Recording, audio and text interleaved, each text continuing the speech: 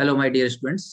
हम लोग अपने पिछले सेशन में हमने होमोलैप्टिक और हेटेरोलैप्टिक कॉम्प्लेक्सेस तक की स्टडी कर ली थी and we have already described the addition compounds which are of two types. The first one was the double salts and the second one were the coordination compounds. Or on the basis of the ligands, we have also described the type of the coordination compounds or complex compounds on the basis of the ligands and the type of ligands. These are divided into two parts, that is the homolaptic complexes and the heterolaptic complexes. Now, we will learn about another classifications of the complex compounds. Let's start our class today. This was your last sheet in which we were describing the homolaptic complexes and the heterolaptic complexes. Homolaptic complexes were those which have only one type of ligands present in them. For example, potassium ferrocyanide and Switzer salt are the type of homolaptic complexes, because in the case of potassium ferrocyanide, we have only one type of ligand, that is cyanide. And in the case of Switzer salt, we have only one type of ligand, that is the ammonia. While in the case of heterolaptic complexes, which have different type of ligands are present with it, and the first one was the very important brown ring complex from the nitrate ring test. And this nitrate ring test you have discussed in p block elements in the nitrogen family, and this is the formula FeH2 whole 5NO, and it has the two type of ligands. Number first is H2O and number second is NO. Similarly, a complex CrNS3 whole thrice Cl3, in which there are two type of ligand. First is ammonia and second is chlorine. So if there are different type of ligands are present, the complex will be known as the heterolaptic complex. And this classification, the first one was A part. This was the based on the type of ligands present in the complex. Second classification. Classification number 2.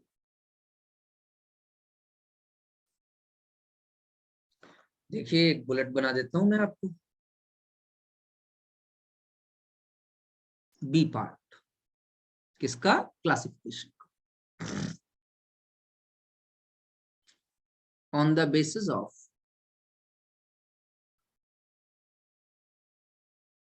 representation,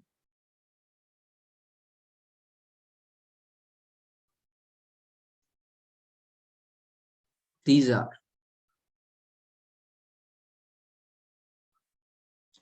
divided into following parts. Number first,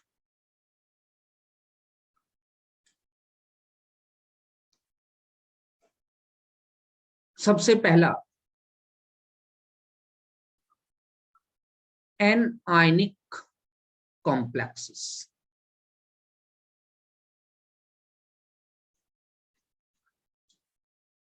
नाम से ही पता चल रहा है. The complexes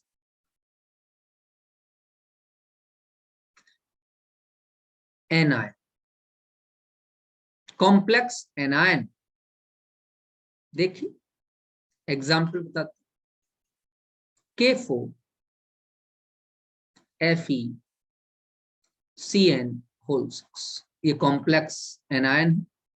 बेटे जरा सा ionise कीजिए. 4 मोल K पॉजिटिव है प्लस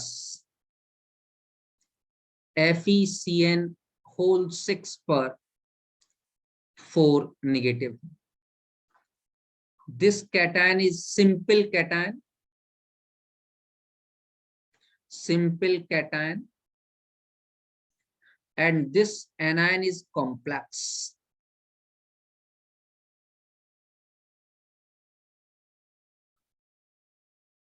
तो पहला ये डिवीजन हो गया जब कैटायन सिंपल है और एनायन कॉम्प्लेक्स. अच्छा, दूसरा डिवीजन अपने आप बताओ, मेरे हिसाब से बता सकते हो. मैं रुकूंगा, आप दूसरा डिवीजन बता सकते हो. दूसरा कौन सा है बोलिए. मैंने पहला बताया एनायनिक कॉम्प्लेक्स, तो दूसरा क्या हो सकता है? Cationic complex. बोलो भाई.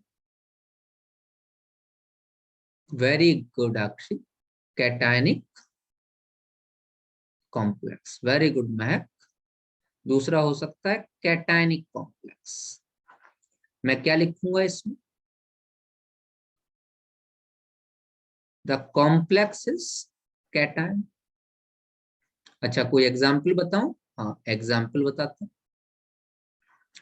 स्वीटजर साल्ट ले लो बेटा, CuNH3 का होल 4 SO4। आयनाइज कराओ बेटा। आयनाइज किसमें करा रहे हैं? वाटर में, एक्वस मीडिया। ठीक है ना? ये सब कहां पर है? एक्वस में। समझ बात आ रही नहीं आ रही? एक्वस मीडिया है, ध्यान रखिएगा। क्या बन जाएगा बताइए? CuNH3 होल 4 पर 2 पॉजिटिव, एक्वस मीडिया है, और SO4 पर 2 निगेटिव मेरे बच्चों, ये भी एक्वस मीडिया है। तो यहां पर क्या है बेटे बताइए? कॉम्प्लेक्स कैटायन और सिंपल एना।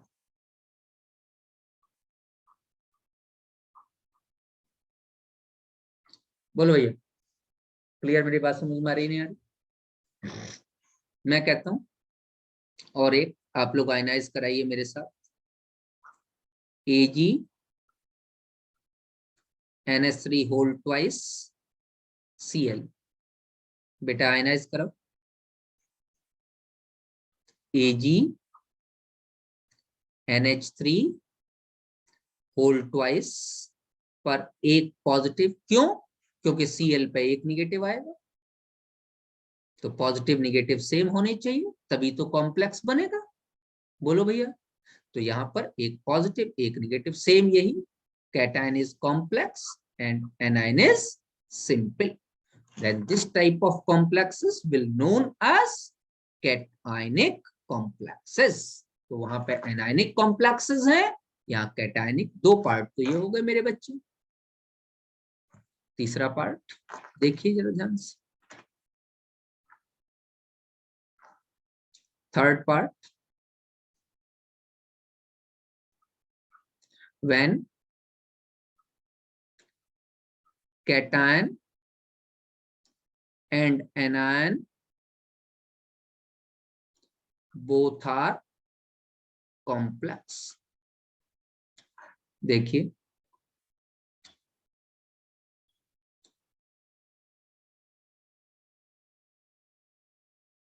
CONH3 होल 6 और CrCN होल 6। अब हम इसको आयनाइज कराना चाहते हैं। आयनाइज कराइए मेरे बच्चों। बन जाएगा CONH3 होल 6 पर 3 निगेटिव, सॉरी 3 पॉजिटिव, और CrCN होल 6 पर 3 निगेटिव। यहाँ कोबाल्ट भी +3 की स्टेट में है और क्रोमियम भी +3 की स्टेट में, इसीलिए तो इसके ऊपर -3 आ रहा है। क्यों? निकाल के दिखाऊं? देखो, कोबाल्ट का oxidation state X, ammonia neutral है, इस पर कोई चार्ज नहीं होता, तो कोई चार्ज नहीं होगा, बराबर ऊपर क्या आ रहा है? 3+। कोबाल्ट का ऑक्सीडेशन स्टेट आ गया +3। अच्छा, क्रोमियम का निकाल लो मेरे बच्चे। इनके बीच में प्लस लगा लेना, 1 मिनट, इनके बीच में प्लस लगा, क्योंकि आयनाइज कर गए ना मेरे भाई। Aqueous aqueous. अब जरा हम यहां लगा लेते हैं। क्रोमियम का X है, साइनाइड पर 1 निगेटिव होता है, तो -6 आ गया मेरे बेटे, बराबर कितना है टोटल चार्ज? -3। तो X बराबर कितना आ जाएगा बताइए? +3। बोलो भैया। तो क्रोमियम भी +3 की स्टेट में है, कोबाल्ट भी +3 की स्टेट में है, कैटायन भी कॉम्प्लेक्स है, एनायन भी कॉम्प्लेक्स। तो यहां पर कॉम्प्लेक्स कैटायन है और complex anion. When the cation anion both are complex, then it is known as the complex in which cationic and anionic both part are complexes. आ रही मेरी बात समझ में? ये तीन बातें हो गई। अच्छा, चौथी बात क्या है, जरा ध्यान से देखिए। फोर्थ पॉइंट, फोर्थ टाइप क्या है?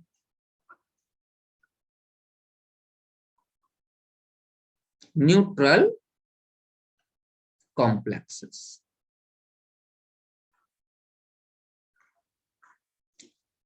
न्यूट्रल कॉम्प्लेक्सेस का क्या मतलब है?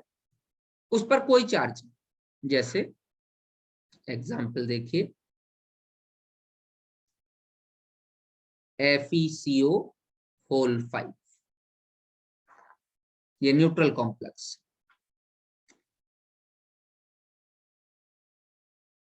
मैं कहता हूं CO CO CO2 CO whole 8, octa carbonyl डाइकोबाल्ट।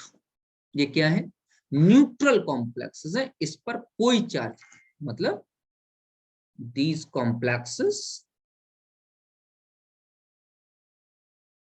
have no charge.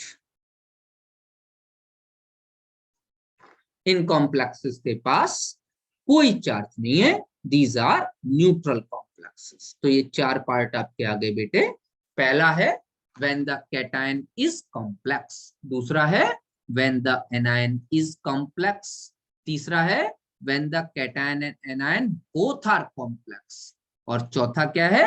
Neutral complex, मतलब the complex compound having no charge. तो अगर कोई चार्ज नहीं है तो वो उस तरीके का कॉम्प्लेक्स कंपाउंड न्यूट्रल कॉम्प्लेक्स कहलाए। ये on the basis of representation complex compound classify. अच्छा, और कोई क्लासिफिकेशन है? हाँ बेटा, एक क्लासिफिकेशन और है, ध्यान से देखिए।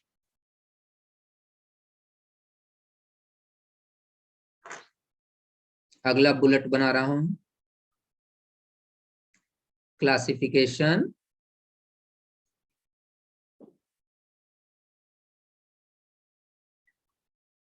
on the basis of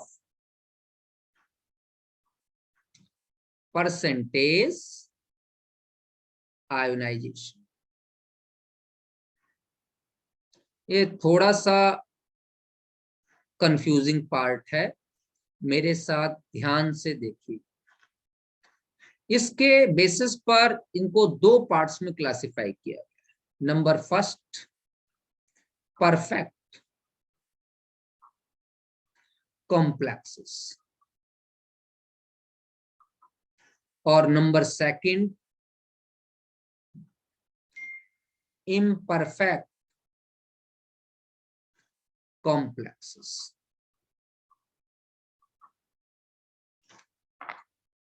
यहां एक दो चीजें ध्यान से समझना जरूरी है।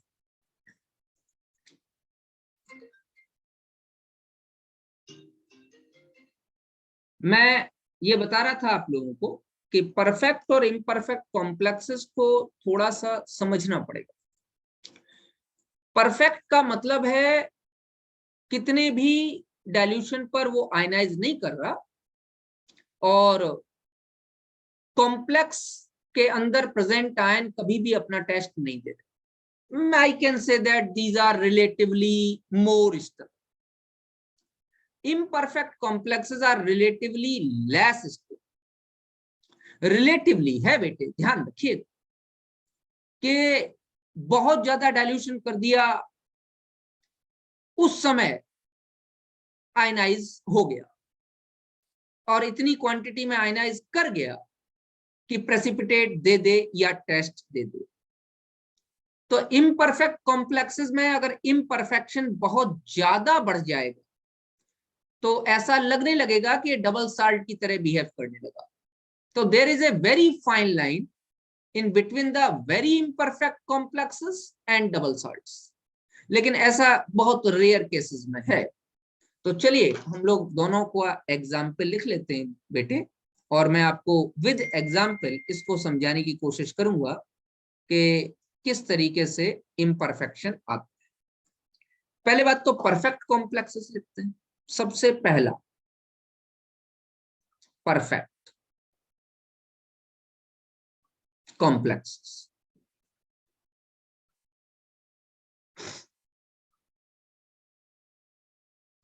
दीज आर, वही डेफिनेशन जो मैंने बोली, relatively more stable and never gives the test of all the ions present in them। उनमें जितने भी आयंस प्रेजेंट हैं सबका टेस्ट दे दे, ऐसा नहीं होगा। मैं एक एग्जांपल लिख रहा हूं, जरा ध्यान से देखिएगा। मैं कह रहा हूं 3 moles of KCN plus CuCN। Example होगा K3 CuCN का होल 4। मैं ये वही एग्जाम्पल ले रहा हूं जो जेई ने पूछा है। ये एग्जाम्पल जेई ने पूछा है, इसलिए मैंने इस एग्जाम्पल को जो है आपको बताया। बेटा अगर इसको पानी में मिलाएं, मतलब इन एक्वस मीडिया, तो ये 3 moles ऑफ K पॉजिटिव आ जाएगा प्लस CuCN होल 4 पर 3 निगेटिव आ जाएगा। ठीक, पोटेशियम पर एक पॉजिटिव था क्योंकि CuCN जो पूरा एनायन वो 1 है। CuCN पे 3 निगेटिव थे, आ गए क्योंकि पोटेशियम पर एक पॉजिटिव और 3 पोटेशियम यहां लगे तो क्रॉस वैलेंसी लगती। आयनाइजेशन सीखो, आयनाइजेशन करने का तरीका ठीक उसी तरीके से है जैसे आयनिक कंपाउंड आयनाइज होते थे, वैसे ये भी आयनाइज कर। अब अगर मैं ये कहूं कि पोटेशियम का टेस्ट तो दे रहा है लेकिन कॉपर आयन और साइनाइड आयन का टेस्ट देगा, तो थोड़ी सी ताकतवर केमिस्ट्री पढ़ा रहा हूं, एक इक्विलिब्रिया डेवलप होगा। मैं मना नहीं कर रहा, थोड़ा सा Cu पॉजिटिव 1 पॉजिटिव, इसमें Cu 1 पॉजिटिव स्टेट में और 4 Cn निगेटिव हमको मिलेगा, मना नहीं कर रहा, मिलेगा in very very less amount, negligible amount, जो बियॉन्ड कैलकुलेशन मिलेगा। बहुत ज्यादा डाइल्यूट करते चले जाओगे तो थोड़ा सा मिल जाएगा, लेकिन वो इतना कभी भी नहीं होगा कि वो प्रेसिपिटेट हो सके। क्योंकि अगर मैं इसमें H2S गैस पास करूं तो Cu2S का प्रेसिपिटेट मिलना चाहिए, मुझे नहीं मिलता। नो पीपीटी इज ऑब्जर्व, कोई पीपीटी हम लोगों को नहीं मिलता। तो अगर कोई पीपीटी नहीं मिलता, इसका आयनाइजेशन हो रहा है और पीपीटी नहीं मिल रहा, ये बात थोड़ी समझना मुश्किल है। मैं इसको थोड़ा आसान कर देता हूं। बेटे एक चैप्टर था जिसका नाम था आयनिक इक्विलिब्रिया, क्लास 11th। तो according to ionic equilibria, if the ionic product is less than KSP solubility product, तो प्रेसिपिटेट नहीं मिलता। अगर आयनिक प्रोडक्ट सॉल्बिलिटी प्रोडक्ट से ज्यादा हो तभी प्रेसिपिटेट मिलता है। तो यहां पर आयन मिल रहे हैं लेकिन आयन के कंसंट्रेशन का जो प्रोडक्ट है वो इतना नहीं है कि वो प्रेसिपिटेट कर पाए। क्या मेरी बात समझ में आ रही है? नो प्रेसिपिटेशन का मतलब है आयनिक प्रोडक्ट बहुत लेस है, इसका प्रेसिपिटेट नहीं मिल सकता आपको। तो यही मान के चलना पड़ेगा मेरे बच्चे कि these are the perfect complexes, इनमें आयनाइजेशन पॉसिबल नहीं है, ना के बराबर आयनाइजेशन है। अच्छा, अगर मैं इम्परफेक्ट कॉम्प्लेक्सेस की बात करूं, चलो मैं यहां लिख देता हूं, ये मैं नोट करके लिख देता हूं। कौन सा चैप्टर है? Ionic equilibrium. उसमें क्या पढ़ाया गया? दो बातें पढ़ाई कि अगर आईपी आयनिक प्रोडक्ट मतलब इन दोनों के कंसंट्रेशन का product is less then solubility product Ksp, तो नो पीपीटी इज ऑब्जर्व, कोई पीपीटी नहीं मिलेगा। लेकिन अगर आयनिक प्रोडक्ट की वैल्यू ज्यादा हो जाए केएसपी से, मतलब सॉल्युबिलिटी प्रोडक्ट से, तो यहां पर पीपीटी ऑब्जर्व, पीपीटी मिलेगा। ये मैं याद दिलाए दे रहा हूं आप लोगों को, ये आयनिक इक्विलिब्रिया क्लास 11th का टॉपिक है, जहां ये पढ़ाया गया था आप लोग। तो अब यहां से मेरे हिसाब से कंफ्यूजन दूर हो गया होगा कि सर आयनाइज तो हो रहा है, भले बहुत कम क्वांटिटी में हो रहा है, तो क्या है, आयनाइज हो रहा है तो हमको प्रेसिपिटेट मिलना चाहिए, टेस्ट होना चाहिए। भैया प्रेसिपिटेट तभी मिलेगा जब आयनाइज इतना हो जाए जो दिखाई दे, जिसका आयनिक प्रोडक्ट ज्यादा हो केएसपी से। अगर केएसपी से कम है, जो पहला वाला केस है, तो प्रेसिपिटेट मिलने की कोई पॉसिबिलिटी है ही नहीं। ठीक है, now number second, imperfect complexes.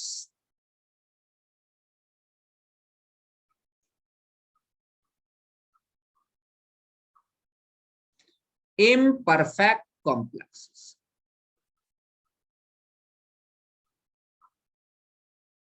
क्या लिखूंगा?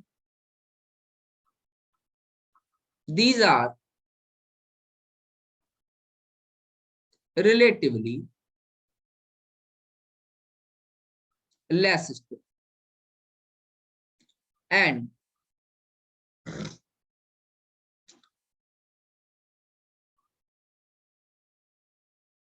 या डायरेक्टली लिख लो,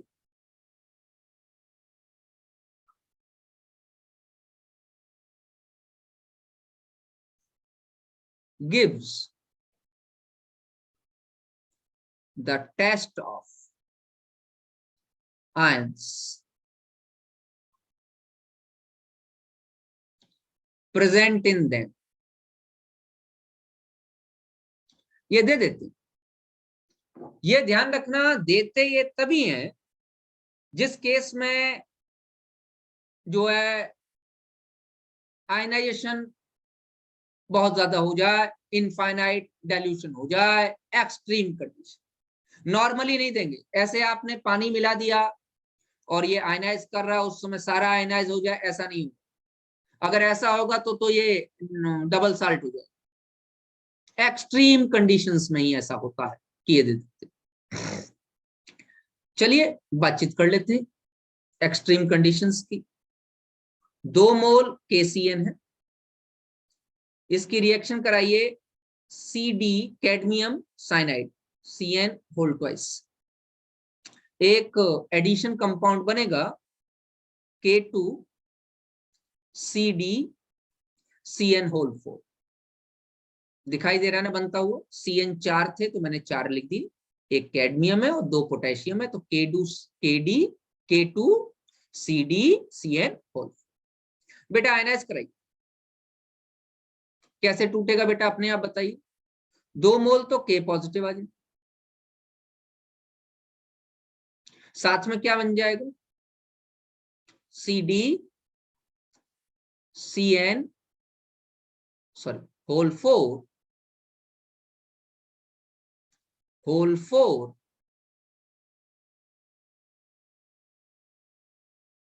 पर 2 नेगेटिव। अब बात यह होती है कि ये आयनाइज कर जाता है, आयनाइज करेगा तो कैडमियम 2 पॉजिटिव आ जाएगा, कैडमियम 2 पॉजिटिव, और साथ में 4 साइनाइड आयन आ जाएगा।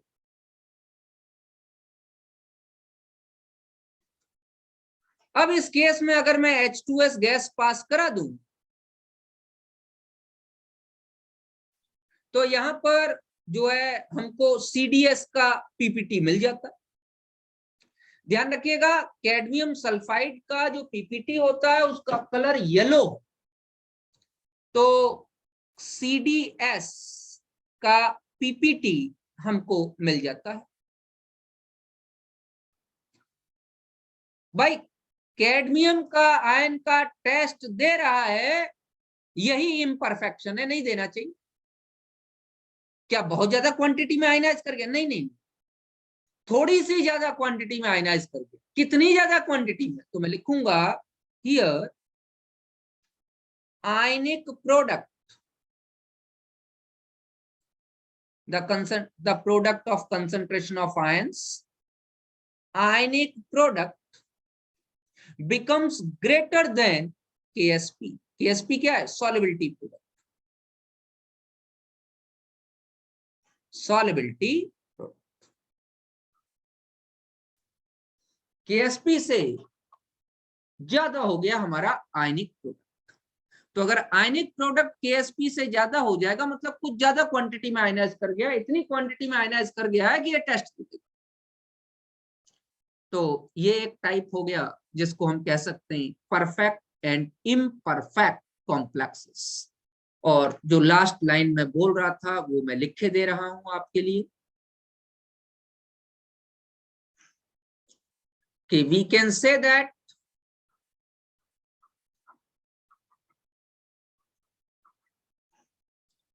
There is a very fine line in between double salts and complex compounds।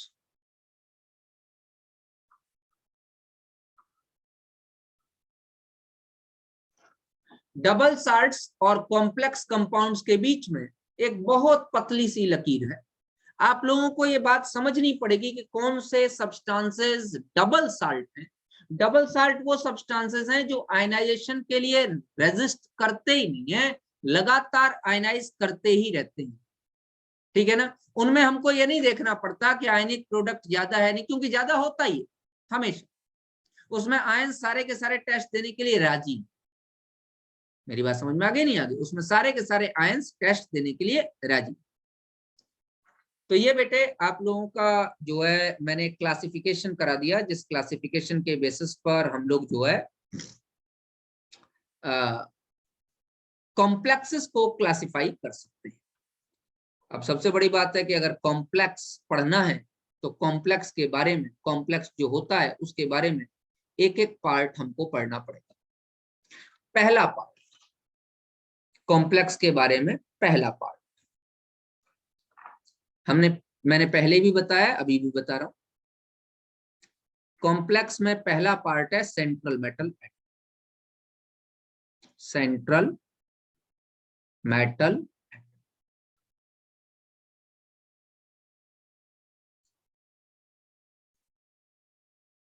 that metal which have capability to accept the electron pair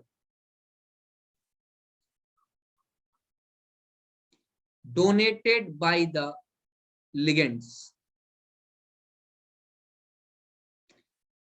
can act as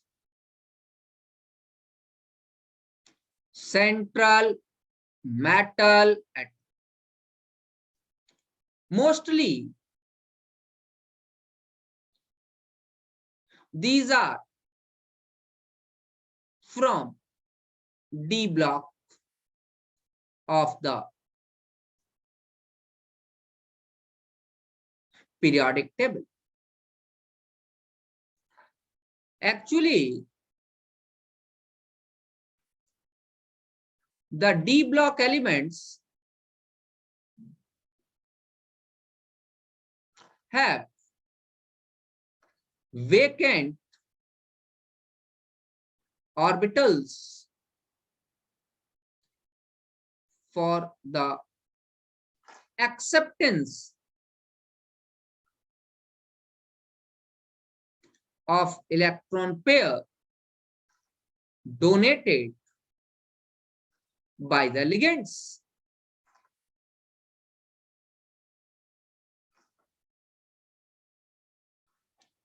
कहा गया है कि D block element के ज्यादातर elements complex compound बना सकते हैं, क्योंकि डी ब्लॉक एलिमेंट के जो एलिमेंट्स हैं, मेटल्स हैं, उनके पास ऑर्बिटल वेकेंट है, डी ऑर्बिटल है वो वेकेंट है, उसमें जगह है, इलेक्ट्रॉन एक्सेप्ट करने की पावर है, बाहर का शेल पूरा का पूरा खाली भी है, वहां पे भी इलेक्ट्रॉन एक्सेप्ट हो सकते हैं। इसलिए इनके पास वेकेंट ऑर्बिटल होने के कारण ये पावर होती है। मैं यहां लिख देता हूं ये लाइन भी कि 10 D block elements have special property to form complex compounds.